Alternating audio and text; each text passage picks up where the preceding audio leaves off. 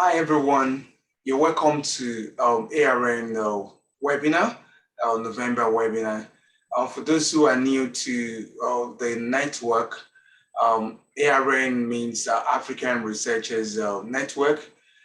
It's an academic organization, government approved here in the UK, where we have scholars of people of African descent and within and outside Africa, discussing issues that are pertinent to Africans' development and academic progress. And ARN has been in existence over a year now, and we have a weekly, monthly webinar series that comes out with publication as newsletter, and as well as what we call a YouTube channel presentations. This has been our previous event featuring scholars on different subjects. That's why we say we're interdisciplinary, and starting from last year, we have been having consistent monthly webinar.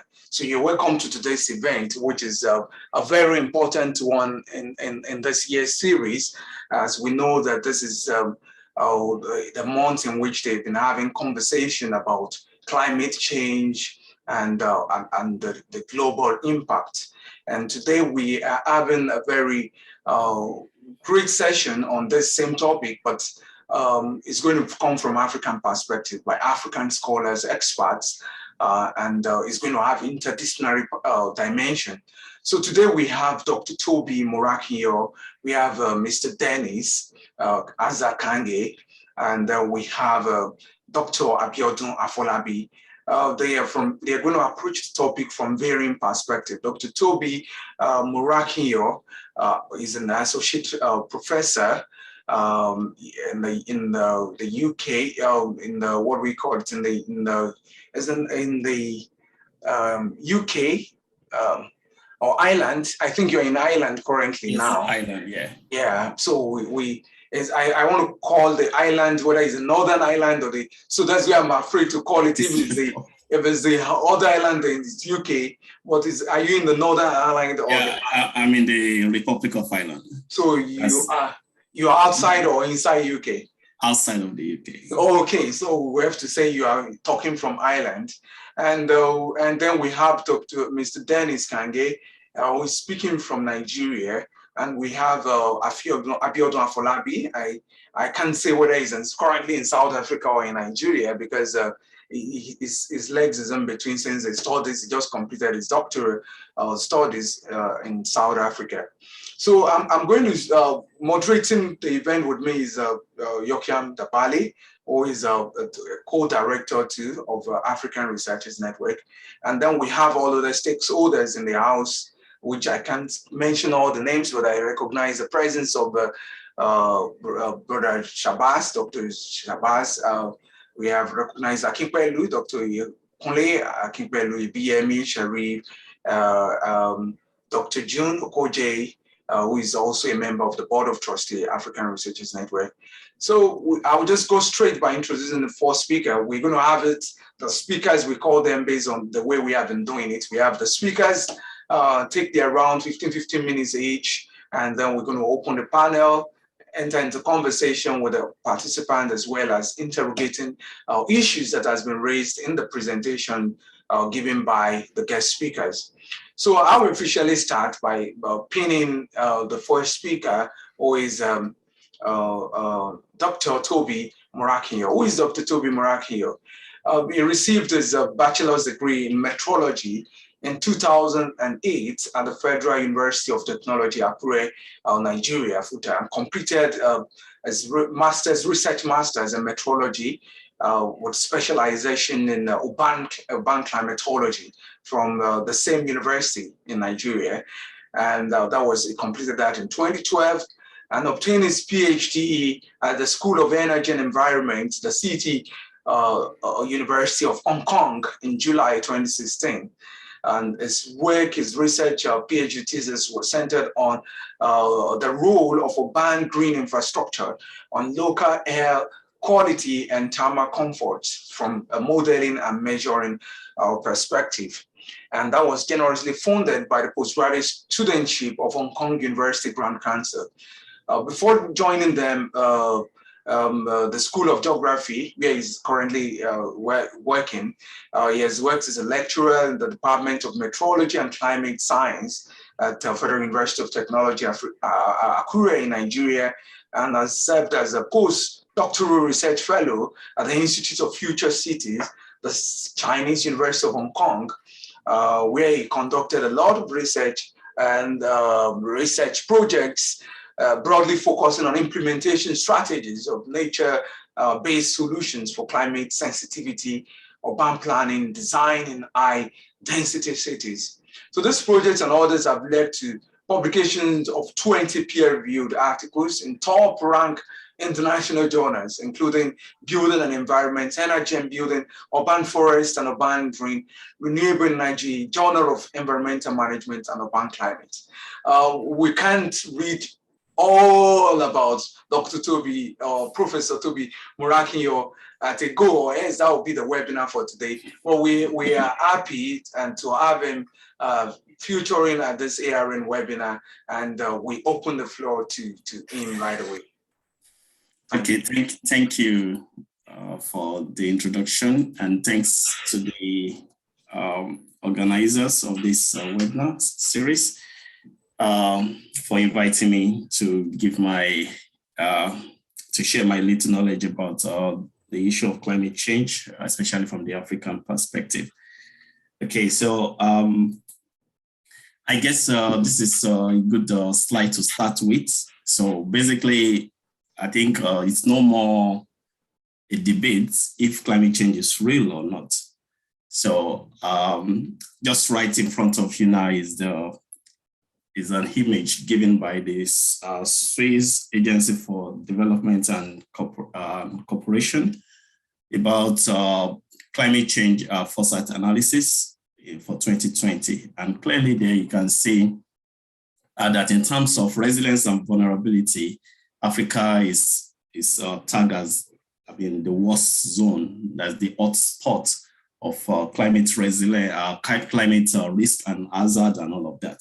Okay, and the hazards comes in different forms. It could be drought, heat wave, desertification, leading to a lot of other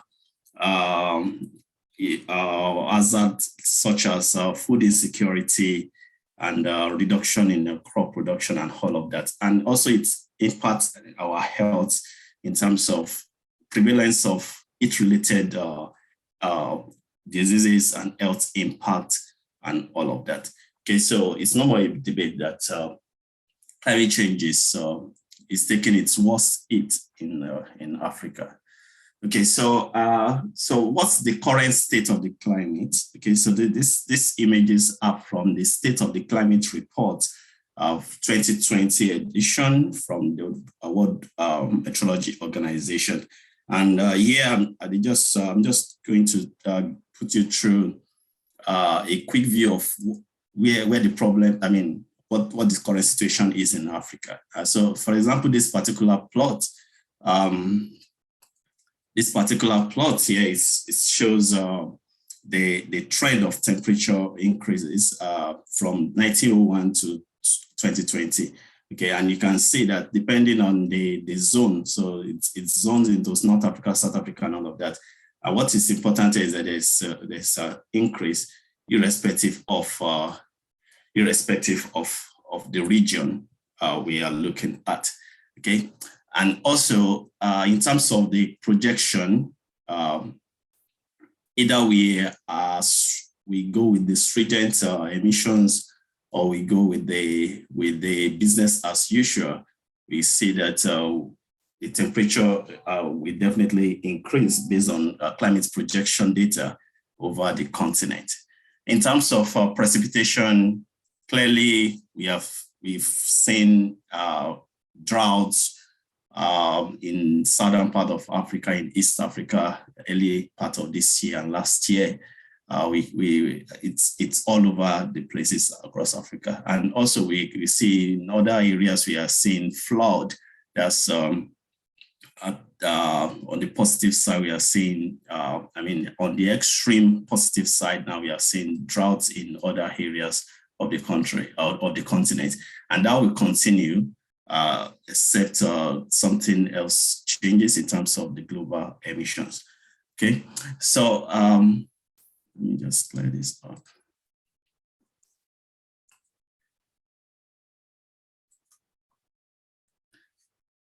So, we have also been experiencing lots of, like as I mentioned, different forms of climate impact. Topping the charts, of course, across the continent is flood, experienced by about 40 of the 53 countries. Droughts is also taking its dominance. Temperature increases, changes in precipitation pattern. So you can see that across the continent, this climate hazard are almost cutting across every section of the continent. Another striking data from that report is that when you consider the long-term mean of occurrence of storm and cyclone between 1999 and 2008, we just have around 4 to 5. But only within a year, we are having a record of 11 storms and cyclones and 4 storms on the continent. Okay, so that's quite shocking. And if this trend should continue, a lot of life is at risk, given that we have limited disaster management structure. Okay, so what got us here in the first place? So I like to use this concept of the tragedy of the commons to illustrate what got us here. So, so we have a common resource, you have a common resource, and each one of us, so let's say in this case, we have a common grazing land. Each one of us, we are farmers, we are into dairy production. So we want to, of course, we are in the business. So you have a cow, I have a cow, and we are grazing the same land. Okay, so over the course of, as business persons, we would like to maximize our profit. So instead of you to continue to have a cow, you want to maximize profit, so you buy 2 more cows. Okay, I also do the same because I also want to maximize my profit. Everyone else do the same, and then the common resource will be depleted in the process.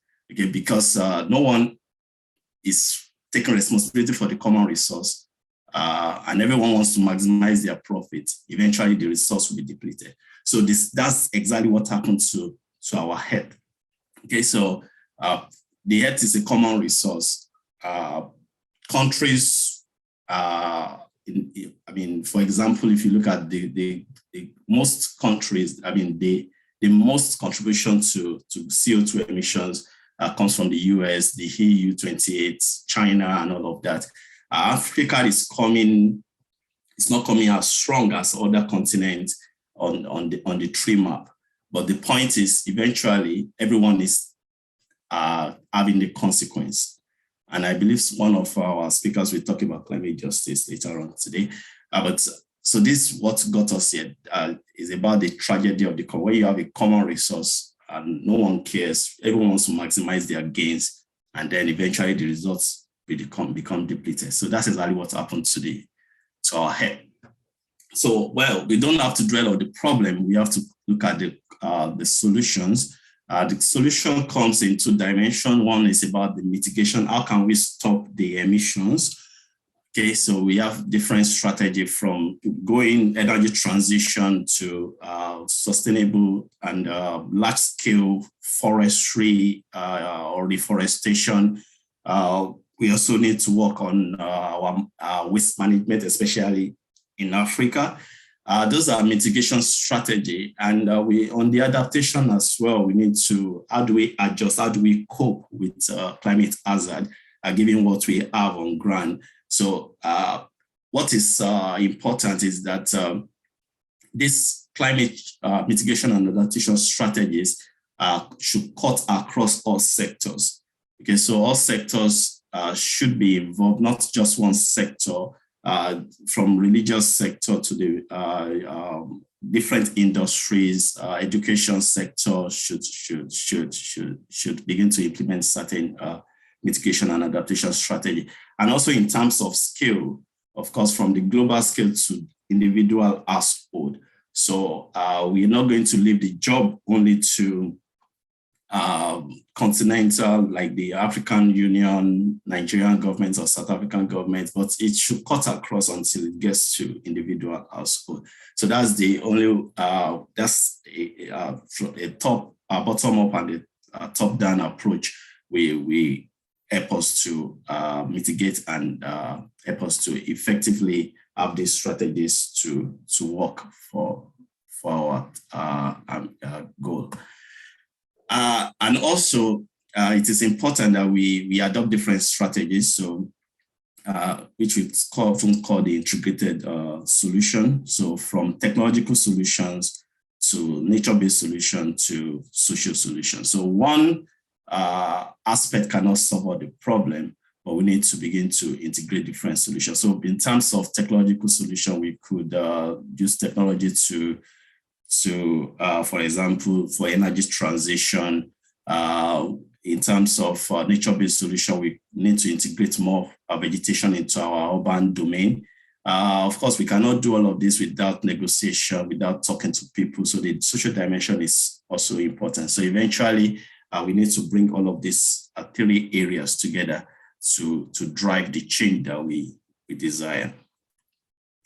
Okay, so I'm just going to talk a few about different solutions that we could have on the continent. So one thing about our continent is we are rich in natural and mineral resource. Okay, so this is just a map of the natural resource, which are what I call the ecotech solution for our energy transition.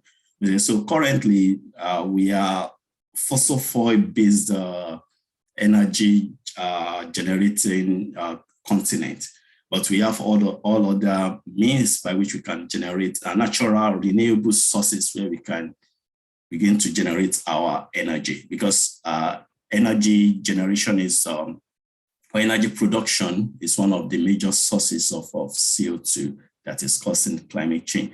So all over the continent, we have a lot of resource, from solar resource to geothermal to wind resource that we can exploit to transit from our fossil fuel-based energy mix to renewable. And of course, I talked about scale the other time. So we have to implement this at different scales, from the large scale. An example is what we have here in Morocco, to a local scale of the neighborhood scale. For example, the installation of 1.2 megawatts solar project on the Ministry of Works in Nigeria earlier this year. And also at the micro scale, individuals begin to implement installation of solar panel. Of course, we know that sometimes the narrative for solar panel installation, especially in some part of Nigeria, is not about climate change, but more about how to have a stable power supply for yourself.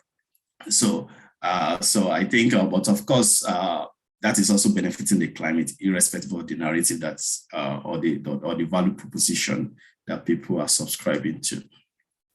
Also, in terms of large-scale reforestation, we know of this project in Africa of the Great Green Wall that is ongoing now in a bid to mitigate or to tackle drought and desertification. So this Great Green Wall is cut across from Senegal to Djibouti, and a lot of countries, I think over 10 countries more have already subscribed to this, planting millions of trees in a bid to reduce the Sahelian drought encroachment to the savannas. What is also important is that because of population explosion that we are having in Africa, we need to begin to think of how to adapt our cities even to climate change. When you look at the landscape of so many African cities, you can see a lot of some deficiency in terms of planning of these cities. And in fact, the rate of growth now is not being controlled, and it's not being, there's no plan as to how the cities should develop. So we need to pay attention to this if we will survive some of the projected climate hazard. For example, we have so many countries along the coast.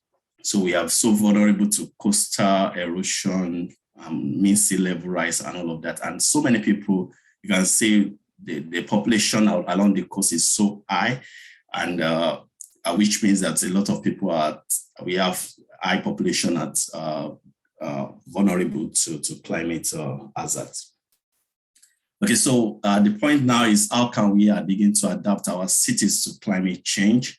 Over 50% of African population will be living in urban areas by 2050. So we need to think about how we reorganize our cities, how we replan our cities, how we control what goes into our city in terms of wind. How do we ventilate our city? Because our city are experiencing what we call urban heat hazard, extreme temperatures, low wind situation. So we need to begin to create wind corridors within our cities so that our city will be breathing cities. Okay, they will be highly ventilated in order to mitigate it.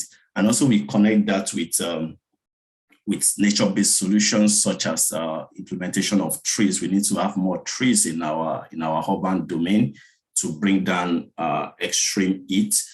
We also need to, because of high urbanization, we need to implement other green infrastructure like vertical greening and roof greening. African cities now will be going vertical. So we need to have this climate dimension into our urban planning and design, okay, such that planners will begin to take climate-informed decisions in terms of placement of buildings, what goes into the construction materials and all of that. Okay. Another important risks that we are vulnerable to is flooding and coastal erosion, like I mentioned. So nature-based solution is also have been seen to be veritable in terms of the mitigation of flood and coastal resilience. So when we had forests at the upstream of the coast, we can reduce flood hazards and all of that. So I've seen in this particular image. Okay, so nowadays, many cities across Europe and Americas are beginning to have vegetation zone, mangrove zone, before just right on the edge of the waters, such that if in case of flood, nature-based solution have the capacity to reduce the water flow into the city.